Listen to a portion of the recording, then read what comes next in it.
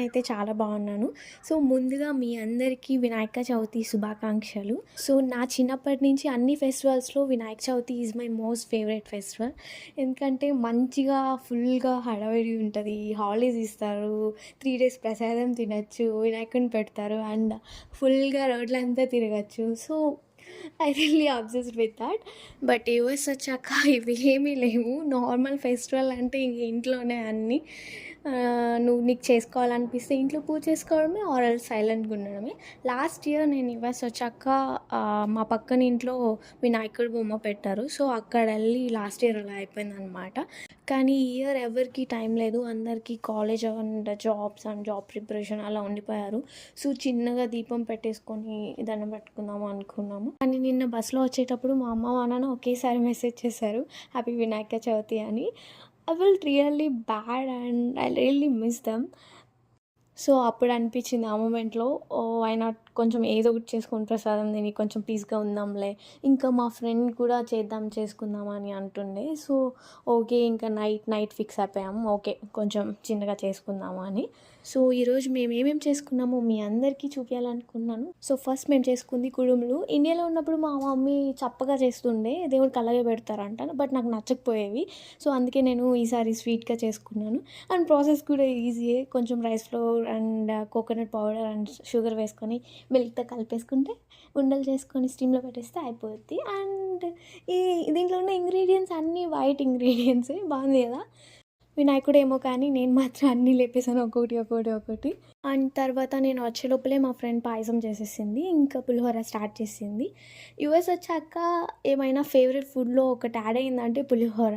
1 KG rice పెట్టేసినా తినేస్తాను. And that morning చేసిన పులిహోర evening తింటే ఉంటుంది, సూపర్ ఉంటుంది అనమాట. అండ్ తర్వాత అటుకులు చేసాం, బెల్లం అటుకులు చేసాము. ట్రై చేసాము, అదే ఫస్ట్ టైం అనమాట. సో దేవుడికి ప్రసాదం పెట్టే వరకు అలాగే మంచిగా ఉండింది. ఆఫ్టర్ గడ్డు కట్టేసింది అనమాట. అది కొంచెం బిస్కెట్ అయింది. ఇంకొకటి వచ్చి గుగ్గుళ్ళు. సో ఇది మేము పెట్టింది. సో మా మమ్మీకి ఈ సర్కిల్ అదే ఇవన్నీ చెప్తే, ఇది దేవుడికి పెట్టాలి, భక్తితో పెట్టాలనుకున్నారా ఆర్ ఎల్స్ మీకు తినాలనిపించి దేవుడికి పెట్టాలనుకుంటున్నారా అని అడిగింది. ఆబ్వియస్గా దేవుడికి కూడా మనం తింటేనే కదా బాగా నచ్చుతుంది. సో ఇవన్నీ అయిపోయాక ఇంకా దేవుడి దగ్గరికి వస్తే మా దగ్గర ఫ్లవర్స్ లేవు. బికాజ్ మేము ముందంతా ప్లాన్ చేసి చేయలేదన్నమాట. నైట్ అనుకున్నాం కదా. సో ఇంకేం చేసామంటే ఇక్కడ మేము బస్ ఎక్కే దగ్గర ఫ్లవర్స్ వేసి ఉంటారు, రోజెస్ అండ్ సన్ఫ్లవర్స్ అలాగ ఉంటాయి అన్నమాట. సో ఇంకా అక్కడ వెళ్ళి చిన్నగా ఎవరికి కనపడకుండా కోసుకొని వచ్చేసాం. బట్ ఇక్కడ యుఎస్లో ఫ్లవర్స్ కోయకూడదు బయట అలాగా. అండ్ దట్టు ఇక్కడ మన ఇంటి ముందర ఫ్లవర్స్ ఎవరైనా వేసుకుంటే అక్కడ అస్సలు కోయకూడదు. వాళ్ళు ఖచ్చితంగా వేసి పెడతారు డెఫినెట్గా. సో కనబడిన ఫ్లవర్స్ అండ్ ఆకులన్నీ కోసుకొని వచ్చేసాం.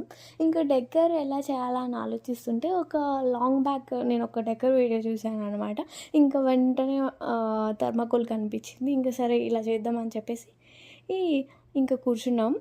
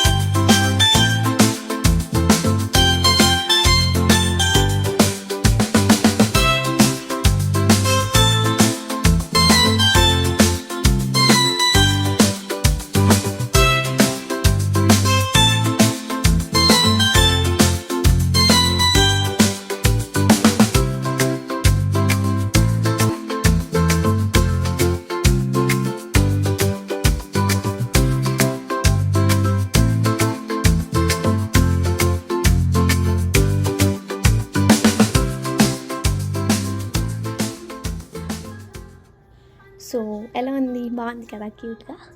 ఇంకా అన్నీ సెట్ చేసేసి దేవుడి కాడ అంతా పెట్టేసి కాసేపు పూజ చేసుకుని అలా కూర్చున్నాం అనమాట.